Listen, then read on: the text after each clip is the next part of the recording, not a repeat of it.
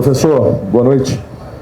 Sobre essa derrota, o que dá para falar em relação ao time e o comportamento? E uma pergunta que todo mundo faz sobre até o nível de um atleta que entrou no segundo tempo, que é o Matheus. Tem como, ou tinha como o Matheus começar o jogo, ou na linha aí de trabalho de vocês, ainda era importante ele entrar no decorrer da partida, professor? Boa noite. Boa noite. Em relação ao jogo, um jogo dentro do cenário que a gente esperava, o Palmeiras pressionando com marcação individual.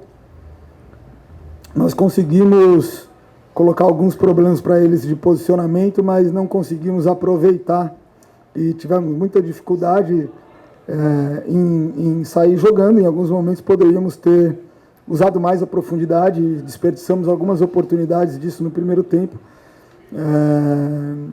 E depois, atrás do placar, tivemos que se ajustar e mudar o posicionamento, ao invés de atrair o adversário, empurrar o adversário. Demorou um pouco no início do segundo tempo, mas depois conseguimos. E equilibramos o jogo e fomos superiores, acredito, no segundo tempo em boa parte. E aí tem aspectos específicos do jogo que deixam a gente bastante chateado, né? O caso da anulação do nosso gol, porque o critério de jogo até aquele momento estava sendo né? E o árbitro de campo tem um critério e o árbitro do VAR tem outro critério. E aí, não bastasse isso, após o árbitro de campo anular o gol dessa forma, ele mudou totalmente a forma dele de apitar, só que o Palmeiras já estava vencendo, apitou muito mais faltas, parou muito mais o jogo, e o Palmeiras virou senhor da partida no sentido de controlar o tempo do jogo, de demorar para bater todos os tiros livres, todos os tiros de meta, todas as laterais. E no final do jogo ainda tem um acréscimo de 6 minutos. Então é muito difícil quando você precisa fazer mais de um gol para empatar um jogo que você está perdendo de 1-0. Então esse é um aspecto importante.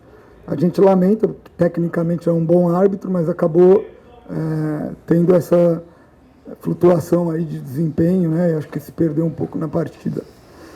Em relação ao Matheus Henrique, não dava para sair jogando.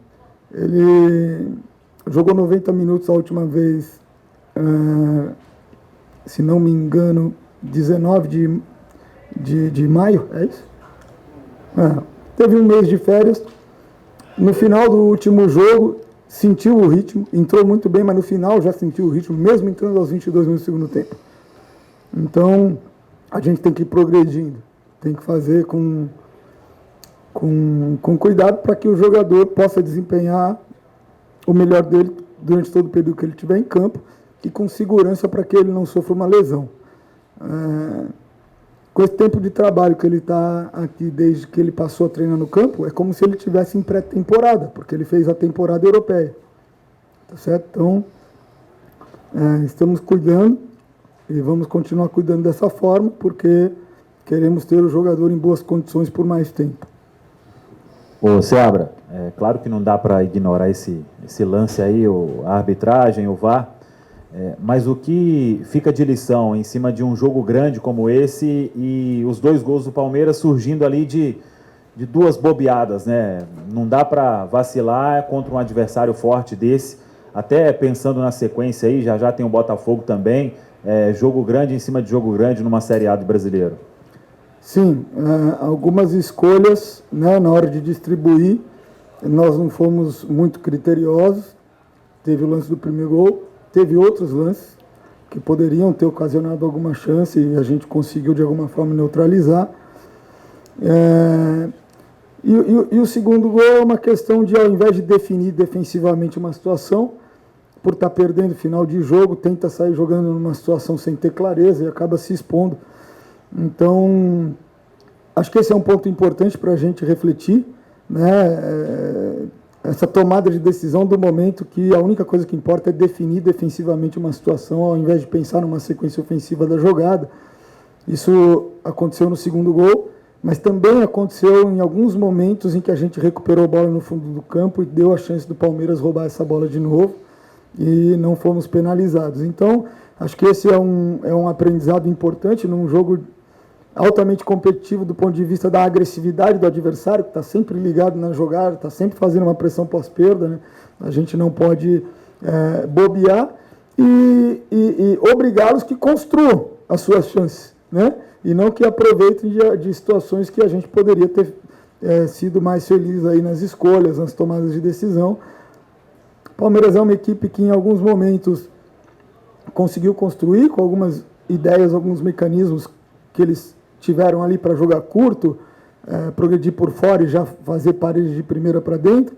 Quebrou nossa pressão uma vez dessa forma, outras vezes não conseguiu ter tanto sucesso, mas principalmente depois que sai na frente do placar, não corre mais nenhum risco, né? Todas as construções longas, pressiona com bola longa, pressiona com segunda bola, né? Então, isso mostra assim, o nível de competitividade e pragmatismo que essa equipe tem. Nesse sentido, foi muito importante no segundo tempo a gente subir a pressão e repetir marcação nos passes de retorno para tirar o conforto do Everton. No primeiro tempo ele teve muito conforto e teve tempo suficiente para os jogadores se posicionarem, se movimentarem e oferecerem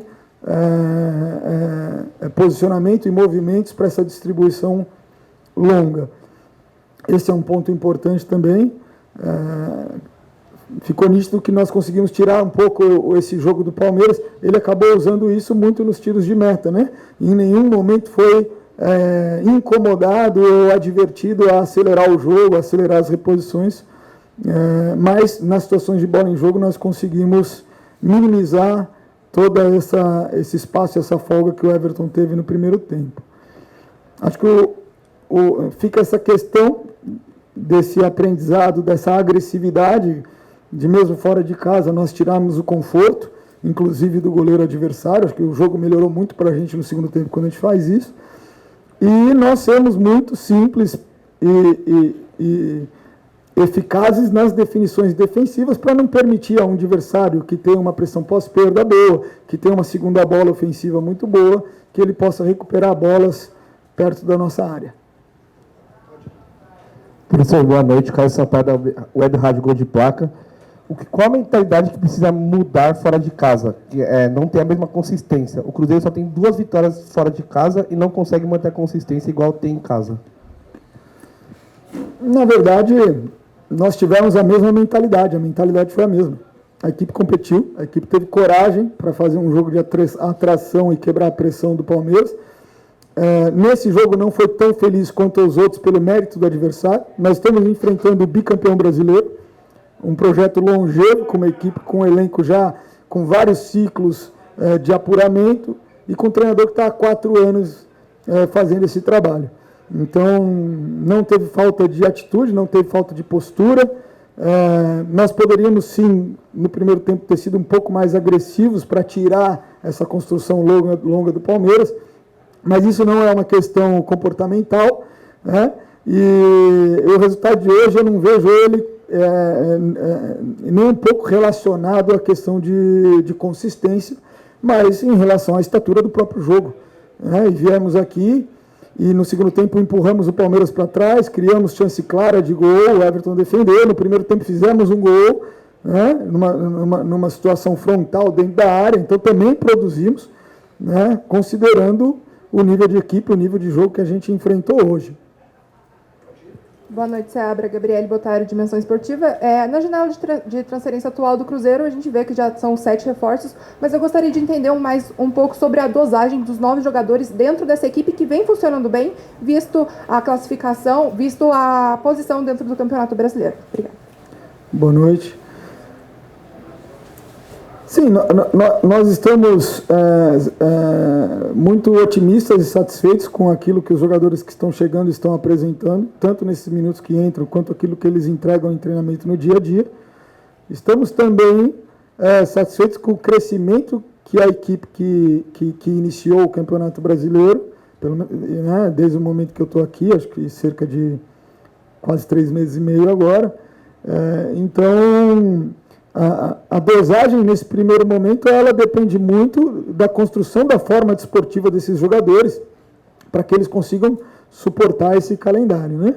Jogadores que jogam Na Europa, muitas vezes, jogam 38 jogos no ano, 40 jogos no ano. Aqui se joga 60.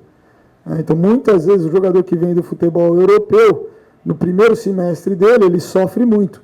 Então, nesse momento, eles ainda estão numa construção de forma desportiva, como eu falei, numa pré-temporada, e a gente precisa progredir com essa carga, e o jogo faz parte da carga, progredir com essa carga de treinamento e com a carga de jogo, e paulatinamente eles vão ter maior minutagem, e entra aí uma questão também de aumento do nosso leque de opções, repertório estratégico de jogo. Então, com a dificuldade que nós estávamos tendo para construir no primeiro tempo contra uma marcação encaixada, que nem em todos os momentos estava encaixada, a gente conseguiu desmarcar jogadores, mas não soube identificar essas vantagens de usar, nós partimos logo no intervalo do segundo tempo para colocar um centroavante.